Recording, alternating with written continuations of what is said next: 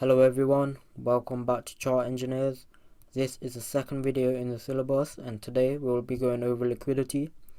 We will talk about what liquidity is, what it means, and how we trade it.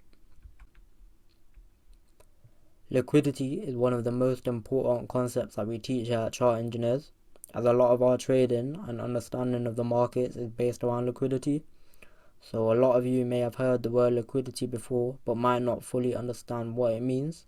So hopefully by the end of this video you'll have a much better understanding of it. So firstly, what is liquidity? Liquidity in other terms just means money, and by that we mean how much money there is in the market and how liquid the markets are. There's more than $5 trillion traded per day in the foreign exchange, crypto and stock market. This means that the market is very liquid, which is good for us because this allows us to have much more opportunities to trade the markets.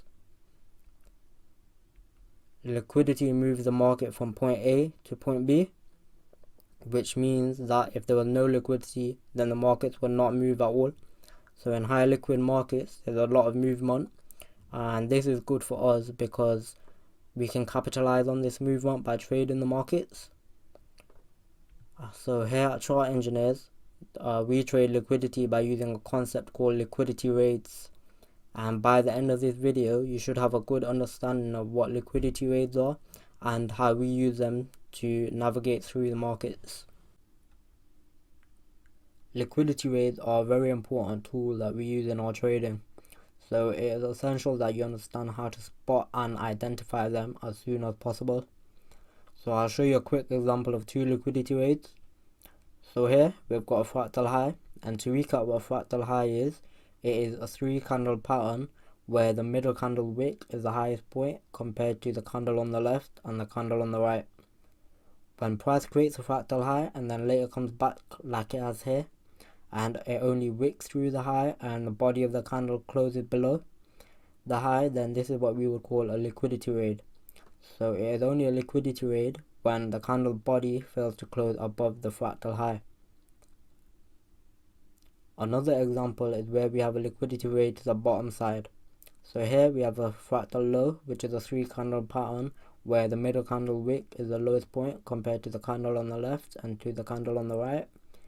When price comes back to it like it has here and only wicks through it and the body of the candle fails to close below the low, then this is what we call a liquidity raid. So in both of these examples, it shows that only the wick should go through the fractal and not the whole body. So if the whole body closed below or above the low or high, then that would be a market structure break. So it is essential that you understand the difference between a market structure break and a liquidity raid. We'll go through that in the next slide. Liquidity raids and market structure breaks can be confusing at first, as they might seem a bit similar. So it is best to understand the difference between the two as soon as possible. Firstly, here is the liquidity raid, and as we discussed before, price has come back to a fractal high and fails to close above it. So only the wick goes through the fractal high, and usually once we get a liquidity raid like here and we raid a high, we could potentially have a reversal in the market. So price may start going down. If we have a liquidity raid of a fractal low, then price may reverse and start going up. And I'll explain this in more detail further along the video. So here's an example of a bullish market structure break. This is when the body of the candle closes above the high. This is different to a liquidity raid because a raid would close below the high. So when there's a structure break, it usually means that price will continue to go in the direction of which it broke. So the main difference between a liquidity raid and a market structure break is that liquidity raids are a reversal pattern and market structure breaks are a continuation pattern. So we now understand the difference between a liquidity raid and a market structure break. So we can now move on to the next slide, which is about stop losses. So what is a stop loss? A stop loss is just a buy or sell order. When you enter a trade, you would put a stop loss where your invalidation area is, and this is because you believe that if the markets get to your invalidation area, then your idea was incorrect and you want to close your position. However, although they are called stop losses, what they actually are just other types of orders, and they are buy or sell orders. So to get out of a long position, you need to sell, and to get out of a short position, you need to buy. So I'll explain the first one. So to get out of a long position, you need to sell, and what this means is that your stop loss is a sell order, as the only way to exit the market is by selling your position back to the market, and you are selling it at a worse price than what you bought it at. So this is why you lose money when your stops get triggered when you are long in the market. And to get out of a short position, you need to buy, and this is when price hits your stop loss. It really means you have a buy order here, as the only way to exit the market is by buying back your position at a more expensive price. So that's why you lose money when your stop gets triggered when you're shorting the market. So the last point is that trading is a zero-sum game, and I will explain what that means in the next couple of slides. Trading is a zero-sum game, and what this means is that for one person to make a gain, then another person has to make a loss. So in trading terms, for one person to be taking long positions, then there would have to be people on the other side of the market who are short in the markets. And as they both can't be correct, as price will either go up or down, it means that one of them will make profit whilst the other will lose some of their capital. That's what we spoke about regarding stop losses. So if you're in a long position and your stop gets hit, there are people on the other side of the market who are in short positions, so you lost your money while they're in profit.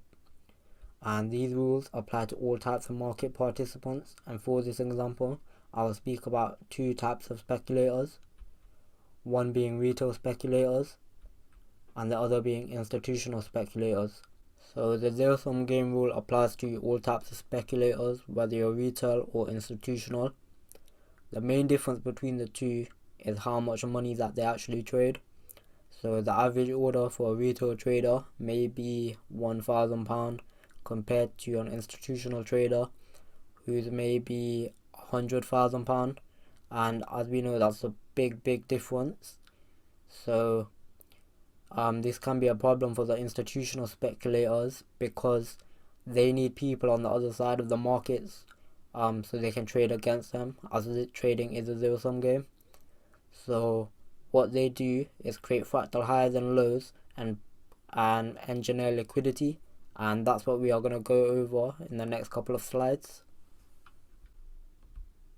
So now that we understand the theory behind liquidity raids, we can put that theory into practice. So here, price has made a high and a low, which retail speculators may see as support and resistance. And what they usually do is they would wait for price to either break the resistance, and that's when they will look for longs, or they would wait for price to break support, and that's where they will look to short price. Here we see that price eventually breaks support, and what a lot of retail speculators do is short when price breaks support, as there's a break and retest of the support level. They do this and they usually have their stops resting above resistance. So here's a break and retest. So their trade will look something like this, with their entries as a support line and their stop loss above the resistance. So there may be hundreds of retail speculators who are all taking the exact same trade with their stops resting above here, and this creates a large sum of liquidity above the high. And I'm sure a lot of people have been in this situation where they short price and their stop loss is above resistance, and we see that price comes up and stops them out. And this is because, as we said earlier, there's a large sum of liquidity above the high. So institutional speculators understand this and manipulate price to reach these highs. And what this does is that all of the retail speculators who have their stops above the high or their buy orders have been triggered. So they have lost their money. So what happens to all of that money? All of those buy orders are then paired with the institutional traders' sell orders. And we now see what happens after all those orders are paired. We see that price goes in the direction that was anticipated by the retail speculators. However, they are not in the trade because of the liquidity raid. So if you could not tell where the liquidity rate is on this chart, I'll just quickly mark it out for you. So here, so above that high, above that fractal high was where all the liquidity was, all the retail speculators buy orders, their stop losses, and then where the liquidity rate is where the retail speculators buy orders got paired with the institutional traders sell orders. So what that means is that the retail speculators lost their money and the institutional traders took their money, and we know that because trading is a zero-sum game. So now that you understand what liquidity rates are and how to identify them, it is now up to you to backtest them. So here I've got an example of a chart, and we will mark out a few of the liquidity rates and see what price does at these levels. So here's the first one. Price fails to close above the high, so we rated it and we see that price drops 2 candles after that, and each candle on this chart represents 1 week, as it's a Euro USD weekly chart, so that is a lot of pips. And then we get the next raid, price goes up for the next 3 candles. We then get another raid and price starts to drop. Another raid, we get 2 candles where price is above the raid, and then we just keep marking them out, and we see that once we get a raid, we either get a full reversal or a little reaction. So it's important to understand that liquidity rates are good to mark out and understand, as they will allow us to get a direction in the market, as more often than not we will get some sort of reaction or reversal from them.